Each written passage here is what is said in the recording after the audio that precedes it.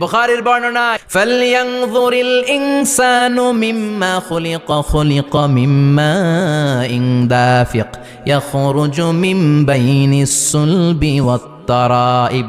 বাবার পৃষ্ঠদেশ থেকে, মায়ের বক্ষদেশ থেকে দুইটা মিলিত হয়ে মায়ের জরায়ুর ভেতরে তোরে সেট করলো কে?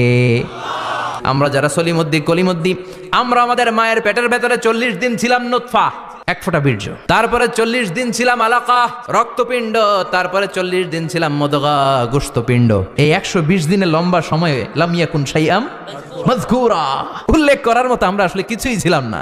120 দিন পর ফেরেশতা এসে আমার দেহের মধ্যে ফুৎকার দিয়ে যায়, তখন আমার হার্ট পার্টিশন চালু হয়ে যায়, আমার হার্টবিট চালু হয়। রুহের ফুৎকার দিলেন, আমার হার্ট দিলেন, আমার লাংস দিলেন, আমার গল ব্লাডার দিলেন, আমার কিডনি দিলেন, আমার লিভার দিলেন, আমার ইন্টেস্টাইন দিলেন, আমার দেহের ভিতরে তিনি রক্ত ঢুকিয়ে দিলেন।